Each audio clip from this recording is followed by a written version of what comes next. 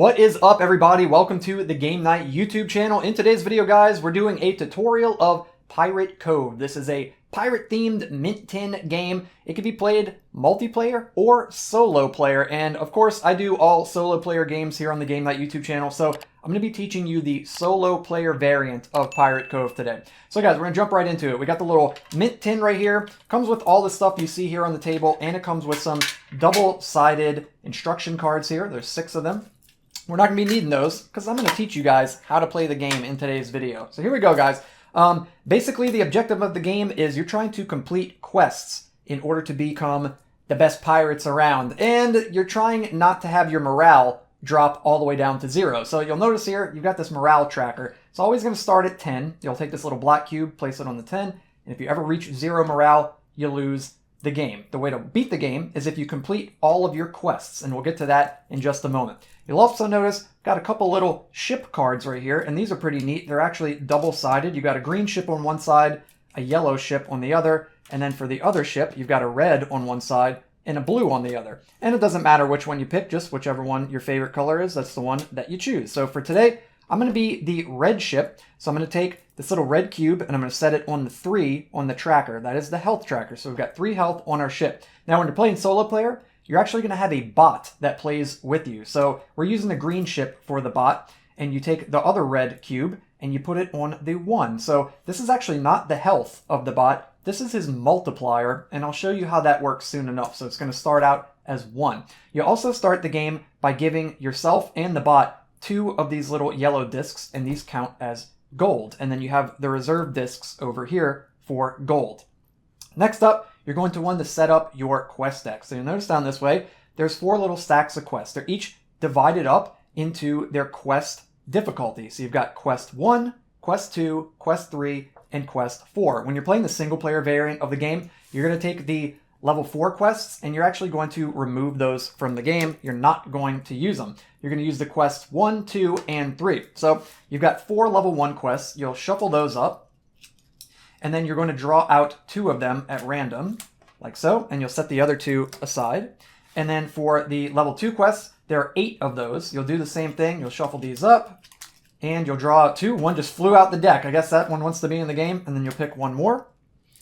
And then for the level 3 quests, there's also 8 of these. You'll shuffle these up, and you're going to add 3 of these. So 2 level 1s, 2 level 2s, and 3 level 3s. So 1, 2, 3, just like so. And you'll set the other ones off to the side. And now you have your 7-card quest deck. You'll take this, and you'll shuffle all of these up, get them nice and mixed up, and that's going to be your quest deck for the game. So you'll have different quests each game, so it's definitely replayable. It won't be the same experience each time, which is really neat. Next, there's a bunch of different little decks of cards out here that you'll see. So there's a bunch of these right here. It comes with a bunch of different cards. There's basically 5 different types of cards. The ones with these little blue music notes on them, these are called shanty cards, and they will all give you +2 actions. Now, you'll get to take 1 action per turn whenever it's your turn. So when you have these shanty cards, you can use your 1 action to play a shanty card, and it'll give you +2 actions. So then you could take 2 more actions, which means you could play 2 more cards from your hand after that. So these are very powerful cards. You've also got map cards, which are the yellow cards, and these let you draw +2 cards from your deck and add them to your hand for that turn. Also very powerful. Then you've got hull cards. These let you absorb 1 damage each from the damage deck, and I'll show you how that works soon enough. Then you've got damage cards. You're going to use these toward completing certain quests, and you'll use all of these cards to complete quests, by the way. And then lastly, there's rum, which does basically nothing unless you have a particular crew member that utilizes rum, and some of the crew will use rum for some of their abilities. But otherwise, it's basically a dead card in your hand. You don't want to draw rum, but it's a pirate game. You got to have rum in it, right? So those are the 5 different card types right there. And when you start the game, you're going to set up your deck so that you have 1 rum card, you're going to have 3 shanty cards, and then you're going to have 2 map cards, 2 absorb cards, and 2 damage cards to make a 10-card deck. So you'll always start with those right there. And there are different damage cards in the deck, as you can see. There's one that does 1 damage, there's a couple that do 2 damage, and there's one that does 3 damage. you always start with 2 of the 1 damage cards in your deck. So you'll have your 10 card deck, scoop those up, you'll go ahead and give it a little mix, and that's going to be your starting deck for the game. You'll always start with that every time. There we go. These are kind of hard to shuffle. They're very tiny. These are very tiny cards. So you'll go ahead and set that right there. And then same thing for the bot. It's going to be the exact same setup. You'll have 2 of the map cards, 2 absorb cards, 3 shanty cards, 2 1 damage cards, and then 1 rum. And you'll go ahead and mix that up and set that over here for the bot. Like so. There we go. Cool. And then up this way, you're going to take out all the crew member cards. And you'll be able to tell them because you'll be able to tell who they are because they have these little like purple people symbols on them. And then they'll have a gold value up in the top corner. So as you can see here, you're going to have the name, which this guy is the boatswain. That's strange. The boatswain, he costs 3. And then at the bottom of the card, it'll tell you what the card does. So all of these guys have different abilities. Master at arms, the first mate, the cook, the sailing master, they all do different things. So you have several of those. You'll go ahead and mix those up. Mix up the crew deck, and then you'll set the crew deck off to the side, and you'll flip over the top 3 cards, just like so. And these will be the available crewmates that you have to hire during the game. Okay, then you're going to take this little deck of cards here, and this is the ship upgrade deck. And as you can see, there's a bunch of different upgrades for your ship that you can buy. You can have up to 3 upgrades for your ship at a time. Once you reach 3, that's the limit, and you can't get any more. On these ship upgrade cards in the top left, it'll have a gold value. That's how much gold it costs for you to get the ship upgrade. And then it has the name. And then in the top right, it shows you what types of cards get added to your deck. So we just went over them. So the blue ones are the shanty cards, the ones that give you +2 actions per turn. So if you were to spend 4 gold and buy the figurehead ship upgrade, you would take 2 shanty cards from this extra deck over here, and you would place them face up in your discard pile. And then on future turns of the game, when you have to shuffle your discard pile back into your deck, you'll have access to those cards. And then on the bottom part of the card, it gives you an ability. So like for instance, this one says shanty cards may be played as +2 cards that you draw instead of +2 actions. So it basically turns shanty cards into map cards. And there's all kinds of different stuff. There's the spyglass that you can buy for 3. It'll add a map card to your deck, and then it says shanty cards gain +1 action. So you'd get +3 actions instead of +1. There's the duffel, costs 2. It would add an absorb card to your deck, and you gain 1 gold for each damage absorbed. So there's a bunch of these. There's a bunch of these different ship upgrades. So go ahead, you'll shuffle up this little deck here. And then same thing as the crew deck. You'll set it up here, and you'll flip over 3 cards that you can have to purchase, 3 ship upgrades. And then this little red deck over here with the skull in the back, this is the damage deck. So as you're completing quests or as you're trying to complete quests, you're going to have to take damage along the way, and you can mitigate this damage potentially by using your hull cards. And those were the green cards like this that will absorb damage that you potentially take during the questing phase of the game. So I'll show you how all that works in just a moment. And the very, very last thing, guys, is the quest deck. You're gonna shuffle that up, which we already did, and then you'll reveal the top 3 cards of the quest deck, and these are the available quests that you have to go on. So there are 4 phases to a turn. There's the planning phase, the questing phase, the curse phase, and the rest phase. So let's go over each of those phases one by one. During the planning phase, you're going to have 2 choices you can make. You can either choose one of these 3 available quests to go on, or you can choose to hang back at Pirate's Cove and rest. If you choose to go on a quest, you're going to take one of the quest cards that you choose, and you're going to have to try to complete the requirements of that card. So as you can see, like on this quest, for instance, this is a level 3 quest. It will award you 6 gold if you complete it. And down at the bottom, there are some symbols. This is the requirement to complete the quest on the left, and this is the number of damage cards that you'll draw on the right. So if we wanted to go on this quest, first we would have to draw 2 damage cards from the deck. Now, when you're playing single player, you would draw 1 for yourself, and then the second card that you draw would be for the bot. And the cool thing is, bots don't ever take damage. So they essentially just soak up all of this damage, and this card would get discarded. If you were playing the multiplayer version, say you're playing with a buddy, you would take 2 damage, and then your buddy would have to take 2 damage, and you'd have to try to mitigate that. But when you're playing with the bot, it'll soak up all the damage of the second card, which is really neat. There you go. And then once you did that, that damage would actually stay out on the table, and you'd have to spend your turn trying to mitigate it. You'd also have to spend your turn trying to complete the quest by, in this case, playing 3 hull cards and then 4 map cards in one turn in order to complete this quest. That's pretty tough because this is a level 3 quest. And as stated, if you complete it, you'll get that gold value on the card. You would earn 6 gold. If you don't want to go on the quest and you want to take the second option during the planning phase and hang back and chill at the Pirate's Cove, you and the bot would each gain 1 gold apiece.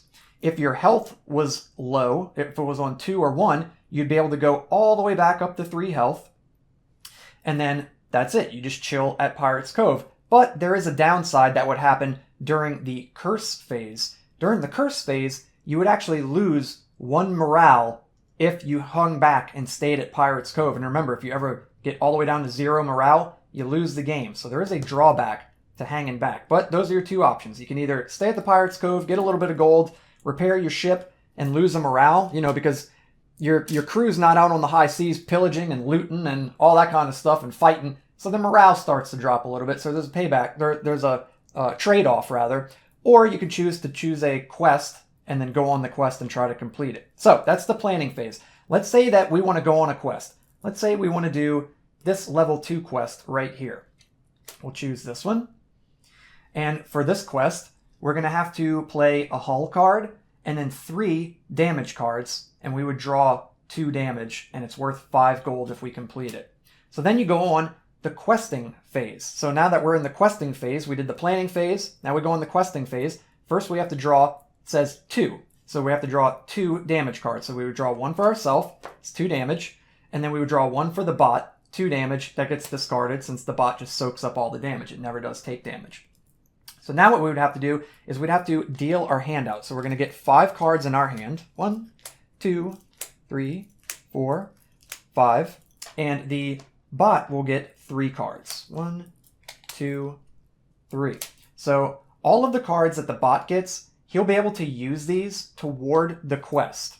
All the cards that you get, you can play from your hand and use toward the quest and get their actions on the card. So we've got 2 absorbs, we've got a map card, and we've got 2 1 damage cards. We really need some shanty cards. This is kind of an unfortunate hand, but we'll see what we can do here. So what you're going to do now is you're going to play cards from your hand in order to try to complete the quest. So we can only play 1 card per turn, and we don't have any shanty cards to take extra action. So since we're going to take 2 damage this turn, I think, since we can't complete the quest, unfortunately, I think I just want to go ahead and play a hull card to absorb some of that damage. So the reason that we're not able to complete the quest is because we need to play 1 hull card, which we could use from our bot buddy over here, but then we need to play 3 of these damage cards. The bot is contributing 1 damage, but since we can only do 1 action per turn, we can only add 1 extra damage to that. So it would be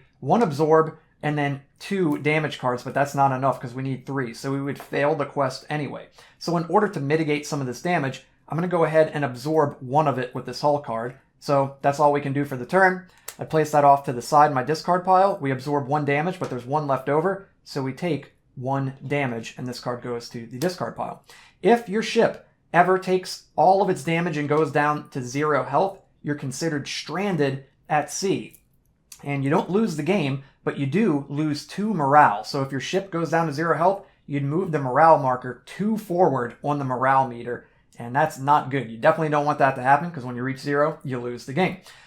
You can still play cards, and you can still complete quests and earn gold, even when your ship is stranded. And after that, during the rest phase, you'll just go back up to full health on your ship, and you'll have a new ship. Okay, so we took that 1 damage, so we go down to 2 health. And now we're going to move into the curse phase. Since we didn't complete the quest goes back into our little quest queue over here. And now, this is a pretty cool little thematic piece about the game. During the curse phase, there are pirates they're gossiping basically, and they're saying, man, there are these quests that are just like impossible to complete. Now, what we have to do is we can spend 1 gold either from our gold stash or from our bot stash per quest that's face up in the quest queue to mitigate how much morale we're going to lose. Because with all the gossip, if we don't spend any and we just let all 3 of these go, we would lose 3 morale.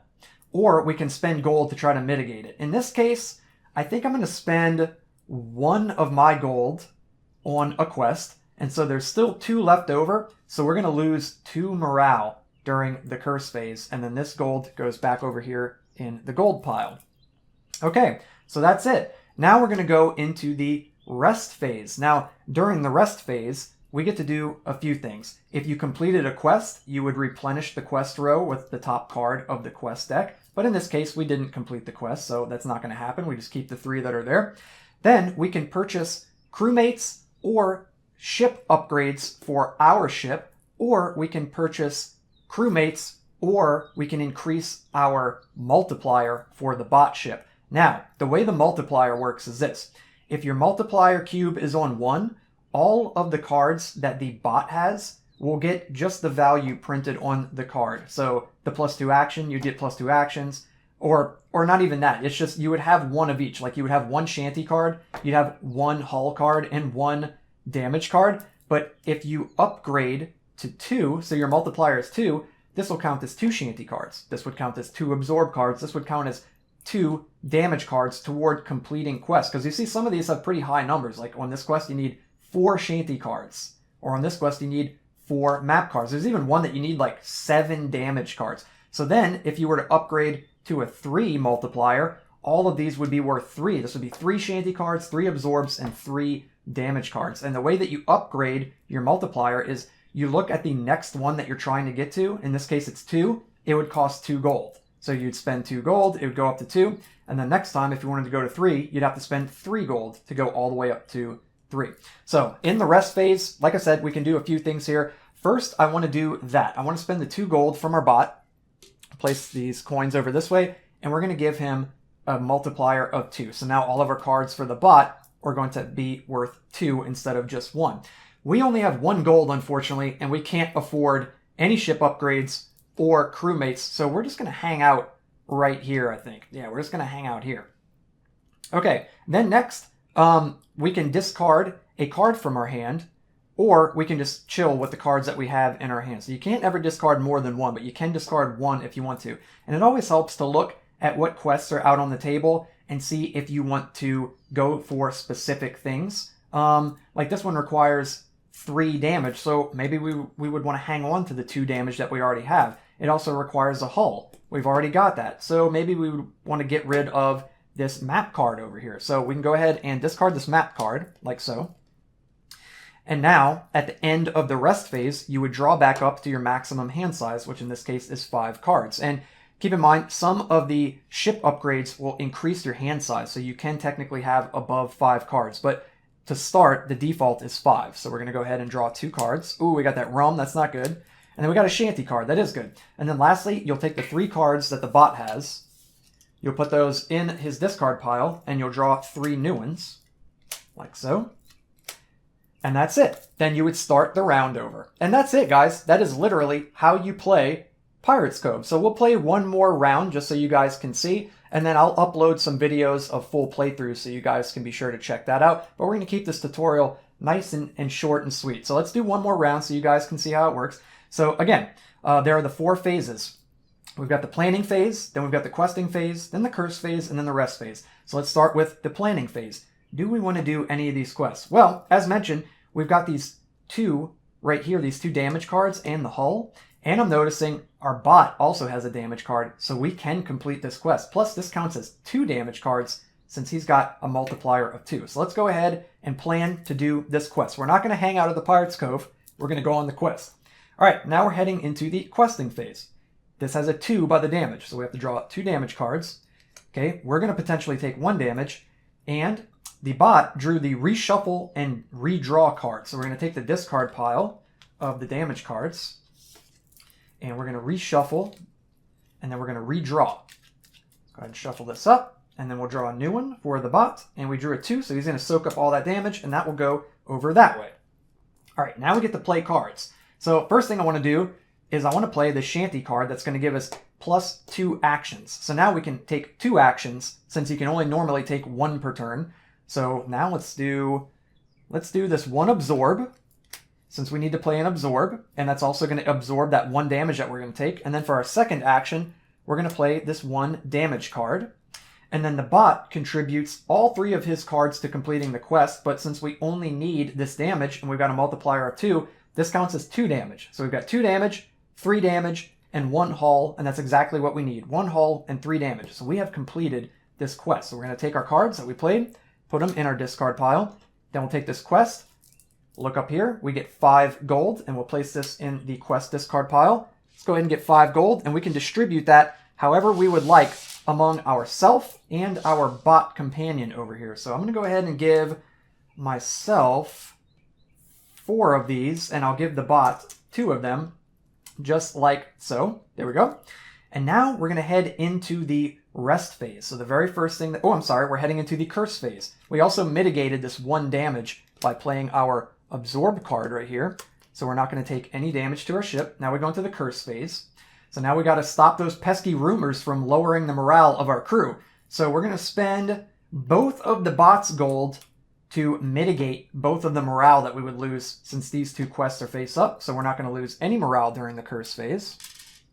Now it's the rest phase. First thing you're going to do is take the top card of the quest deck, flip it over, and add it to the quest row. Now we got a new quest. All of these are level 3 quests. It's pretty unlucky.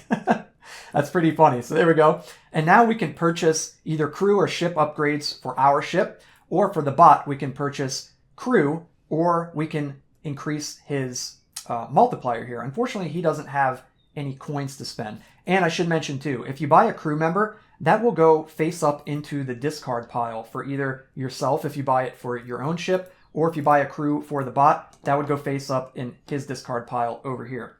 So let's go ahead and do that. We're going to spend 3 gold, and we're going to get one of these crew members here.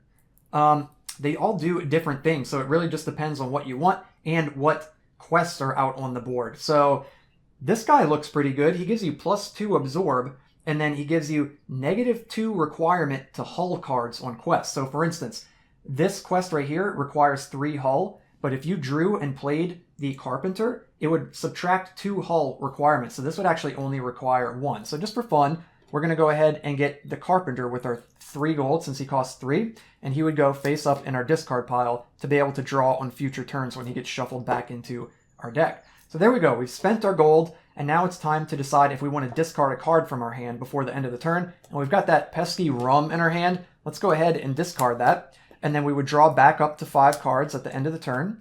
There we go. We've got 4.